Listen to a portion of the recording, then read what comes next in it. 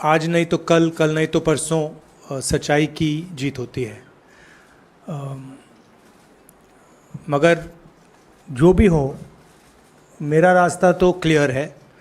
मुझे क्या करना है, मेरा क्या काम है, उसके बारे में मेरे दिमाग में बिल्कुल क्लैरिटी है।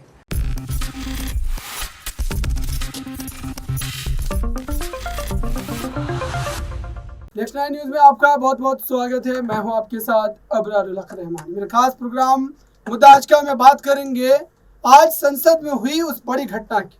दरअसल संसद में अविश्वास प्रस्ताव के पारित होने पर गौरव गोगोई ने जो तमाम गंभीर सवाल उठाए, उन सवालों के जवाब देने के लिए कोई भी भारतीय जनता पार्टी का बड़ा नेता निकल कर के सामने नहीं आया और निशिकांत दुबे को इस पर जवाब देने के लिए कह दिया।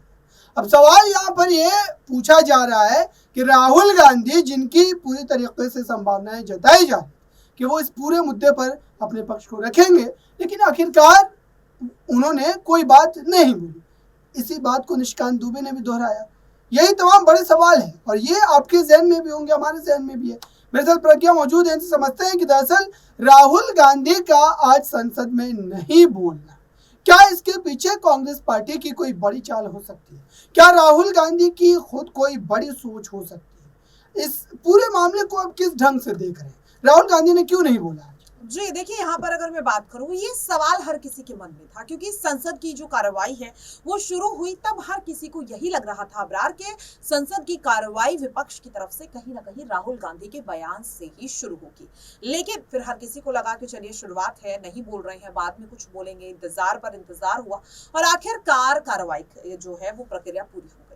अब सवाल यह है कि राहुल गांधी क्यों कुछ नहीं बोले। तो यहाँ पर आपको याद करने की जरूरत है, जब राहुल गांधी को सुप्रीम कोर्ट से जीत मिली थी मोदी सरनेम मामले में, तो उन्होंने बहुत कम लफ्जों में कहा कि उन्हें पता था आज नहीं तो कल सुप्रीम कोर्ट का फैसला आएगा, सत्य की जीत होगी।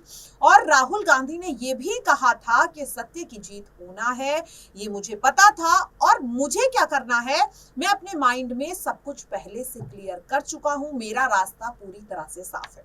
तो यहाँ पर मुझे लग रहा है कि अडानी मामले को लेकर राहुल गांधी जिस तरह से भावुक हो चले थे सदन में, और कहीं ना कहीं उन्हें भी लगता है कि मर्यादा को कहीं ना कहीं पार किया गया, या फिर मोदी सरनेम मामले में भले ही चाहे जो हो, लेकिन आप इस बात को नहीं नकार सकते कि राहुल गांधी ने जो एक बयान दिया उससे कहीं ना कहीं एक समुदाय की भावनाएं ठेस पहुंची है। भले पुर्णेश मोदी उस समुदाय से ताल्लुक ना रखते हो, लेकिन भावनाओं को ठेस पहुंची और राहुल गांधी इस चीज को समझ रहे हैं कि सुप्रीम कोर्ट ने जो उन्हें एक मौका दिया है, राहुल गांधी उसे जोश में आकर गंवाना नहीं चाहते। दूसरी वजह हो सकता है कि राहुल गांधी अभी चीजों को समझ रहे हैं, सदन की प्रक्रिया को समझ रहे हैं कि जो लगभग अगर हम बात करें कि 10 से 12 दिनों की जो कार्रवाई यहाँ पर अभी तक मानसून सत्र के दौरान चली है, तो इस वक्त राहुल गांधी चीजों को समझ रहे हैं कि सदन में माहौल कैसा है। ऐसा नहीं है कि सदन में कदम रखते ही राहुल गांधी एकदम जोश में आ गए, भावनाओं में बह गए और तमाम जो आरोप हैं वो बेबुनियादी कहीं ना कहीं राहुल गांधी ने लगा दिए। क्योंकि अगर राहुल गांधी ऐसा करते तो कहीं ना कहीं वो फिर से फंस सकते थे, क्योंकि आप भी जानते हैं अबरार के किस तरीके से पूरी की पूरी भारतीय जनता पार्टी, पूरी की पूरी आईटी सेल किस तरह से राहुल गांधी के सिर्फ और सिर्फ बोलने का इंतजार कर रही है कि राहुल गांधी कुछ बोले और फिर से उन पर कहीं ना कहीं मानहानि के मुकदमे, ईडी सीबीआई की कार्रवाई, तमाम चीजें जो है वो फिर से लादी जा सके। और इसीलिए शायद राहुल गांधी खामोश है। राहुल गांधी समझते हैं कि वो बोलेंगे तो वो फंसेंगे, और इसीलिए राहुल गांधी अब चीजों को समझ रहे कि भारतीय जनता पार्टी तमाम मुद्दों पर जो इस वक्त मानसून सत्र में चले आ रहे हैं उन पर क्या राय रख रही है, और उसके बाद शायद राहुल गांधी पूरी रणनीति के साथ हो सकता है कि कल सदन में वापसी करें। बिल्कुल, जो एक तरीके से कहा जा रहा है कि राहुल गांधी जरूर अपने पक्ष को रखेंगे, लेकिन एक इंतजार जो है अभी भी किया जा रहा है। लेकिन दर्शकों, आपको ये खास वीडियो एक बार जरूर देखनी चाहिए, जिसके बाद कहीं ना कहीं ये तमाम चीजें जो है बहुत हद तक स्पष्ट ढंग से आपको समझ में आएगी। तो पहले इस वीडियो को आप जरूर देखें। माननीय मल्लिकार्जुन खड़गे जी,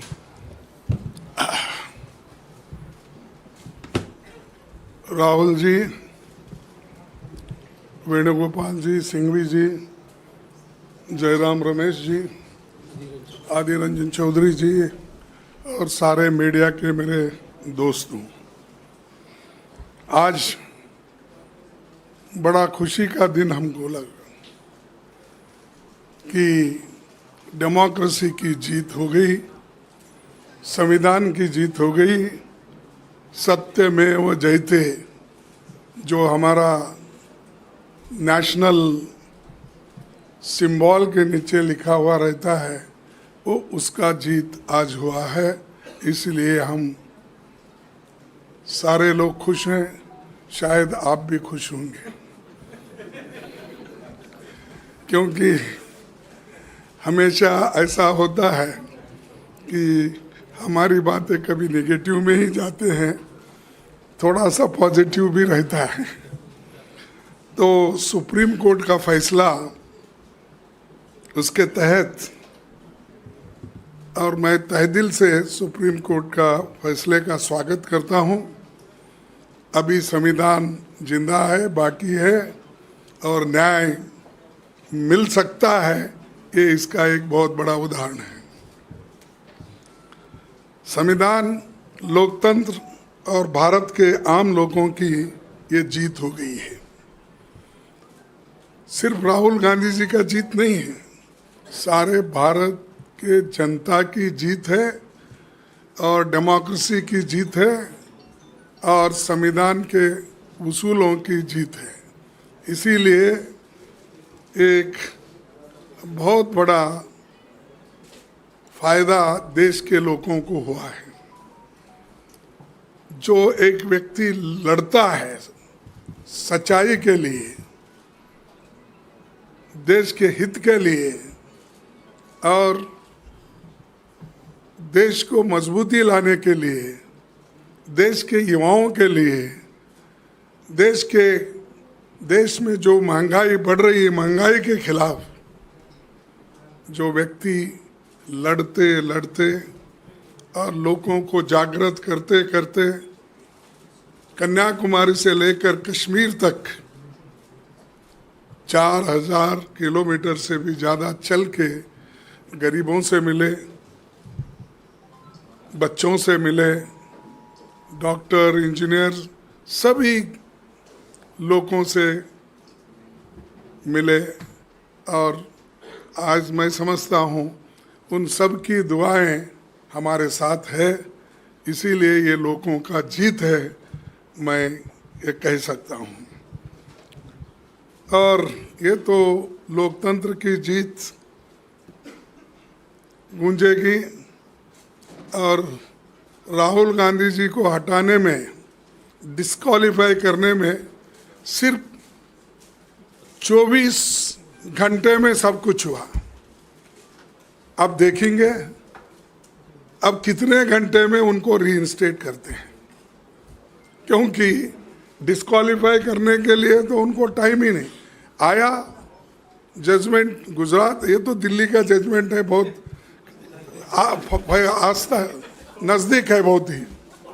अब गुजरात से आने आया जो ये था, उसको उन्होंने 24 घंटे लगा के उसमें सब डिस्क्वालीफाई करे, बाकी सारी चीज़ें करे, बाहर निकाले, सब कुछ हुआ।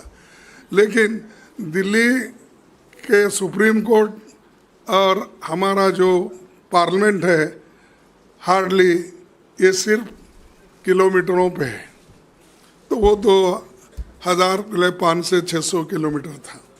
तो इसलिए मैं चाहता हूँ कि शायद रात में वो रीइंस्टेट करते हैं, क्या अभी करते हैं, कितना वक्त लेते हैं, हमको अब देखना चाहिए। हम देखेंगे और इंतज़ार करेंगे। अब इतना बड़ा इंतज़ार किए तो ये जो बाकी उनके ऑर्डर का भी हम इंतज़ार करेंगे। और ये मोदी सरकार को और बीजेपी लोगों को थोड़ा, अरे भाई हम क्या गलती किए, ये करना नहीं था, ऐसा तो थोड़ा लगा होगा। चाहे वो मन में ही बोलते होंगे या बाहर बोलने को थोड़ा कष्ट होता होगा, लेकिन मैं उस पर टिप्पणी नहीं करना चाहता हूँ, क्योंकि अभी आगे हमारा लड़ाई जारी रहने वाला है। तो इसलिए मैं इतना ही कहूँगा कि ये लोगों की जीत है, वोटरों की जीत है, और वायनाड के नागरिकों की और वोटर की ये जीत है। वहाँ के लोग भी बड़े खुश हैं, और वायनाड के लोग जीत से अब सब जगह ये अपनी जीत मना रहे हैं। तो मैं ज़्यादा न बोलते हुए बाकी के डिटेल में सिंघवी साहब बोलेंगे और चौधरी साहब भी बोलेंगे और राहुल गांधी जी भी एक दो शब्द कहेंगे। तो इतना कह के मैं आपको यही कहूँगा कि आप भी हमारे साथ कभी कभी खड़े होते हैं, इसीलिए आप सबको भी नमस्कार और दो शब्द कहने के लिए मैं उनसे शुक्रिया खड़गे जी। मैं राहुल जी से गुजारिश करूंगा क्योंकि वो हमारे बीच में मौजूद हैं, वो कुछ शब्द आपके सामने रखें। राहुल जी के बाद सिंघवी साहब और अधीर रंजन जी प्रेस कॉन्फ्रेंस करें। थैंक यू खारगे जी, आप सबका यहाँ बहुत बहुत स्वागत। आज नहीं तो कल, कल नहीं तो परसों सच्चाई की जीत होती है। मगर जो भी हो, मेरा रास्ता तो क्लियर है। मुझे क्या करना है, मेरा क्या काम है, उसके बारे में मेरे दिमाग में बिल्कुल क्लैरिटी है। जिन लोगों ने हमारी मदद की और जनता ने जो प्यार और सपोर्ट दिया, उसके लिए मैं बहुत बहुत धन्यवाद करता हूँ। Thank you. शुक्रिया राहुल जी। शुक्रिया खड़गे जी। Thank you.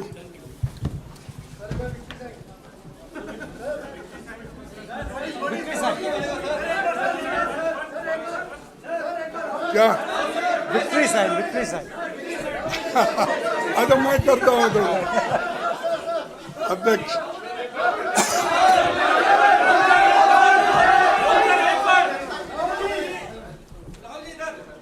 तो आपने देखा, अब लगातार इस बात की चर्चा हो रही है कि क्या राहुल गांधी अगर संसद के भीतर बोलते हैं कल, तो क्या उनकी जबान पर फिर से वही मामले होंगे, अडानी वाला, पोर्ट वाला मामला, ड्रग्स को लेकर के जो उन्होंने कई गंभीर सवाल पूछे थे, या फिर वो पूरे तौर पर मणिपुर को जो है कहीं ना कहीं जो है प्रमुखता देंगे, मणिपुर पर ही अपने जहन को जो एक तरीके से फोकस रखेंगे, क्योंकि वो मणिपुर खुद भी गए थे।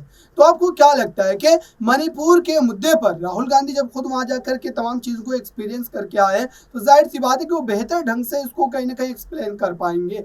तो उनके निशाने पर क्या क्या चीजें हो सकती है और किन किन बातों को लेकर वो प्रधानमंत्री नरेंद्र मोदी को घेरने वाले? तो देखिए, यहाँ पर अगर मैं बात करूँ अबरार, कहीं ना कहीं मुझे वाकई में लगता है कि इस बार राहुल गांधी मणिपुर के मुद्दे पर वाकई में खास तौर पर प्रधानमंत्री को घेरने का काम करते हुए नजर आएंगे, क्योंकि सदन के बाहर भी वो ये काम करते हुए नजर आ रहे थे। वो पूरी कोशिश कर रहे थे, जब तक उन्हें ये भी नहीं पता था कि सुप्रीम कोर्ट का फैसला उनके हक में आएगा या नहीं, सदस्यता मिलेगी या नहीं, सदन में जाएंगे या नहीं, लेकिन तब भी वो मणिपुर का मामला लगातार उठाते हुए नजर आ रहे थे। और अब तो वो सदन में जा चुके, तो कहीं ना कहीं मुझे लगता है कि इस वक्त राहुल गांधी को एक इंसान के तौर पर, एक सांसद के तौर पर, विपक्ष की तरफ से मजबूत चेहरे के तौर पर कहीं ना कहीं इस वक्त उस मुद्दे को उठाना चाहिए जिस पर कहीं ना कहीं पूरी जनता का ध्यान इस वक्त है। मणिपुर में जिस तरीके से हिंसा लगातार हो रही है, तो ऐसे में कहीं ना कहीं अबरार देखिए, मणिपुर की जनता भी देख रही है, जिन्होंने राहुल गांधी पे भरोसा जताया था कि आज अगर सदन में राहुल गांधी सबसे पहला जो मुद्दा उठाते हैं वो मणिपुर, मेरे हिसाब से मुझे लगता है कि प्रमुखता के तौर पर राहुल गांधी को मणिपुर का ही मुद्दा रखना चाहिए। बिल्कुल, अब देखना होगा दर्शकों के आने वाले समय पर इस तमाम मामलों को लेकर के किस तरीके से जो है राहुल गांधी अपने पक्ष को रखते हैं और फिर बीजेपी उस पर किस ढंग से हमलावर होती है। इस खास रिपोर्ट में बस इतना ही। जुड़े रहिए ताज़ा तरीन खबरों के लिए नेक्स्ट 9 न्यूज़ के साथ।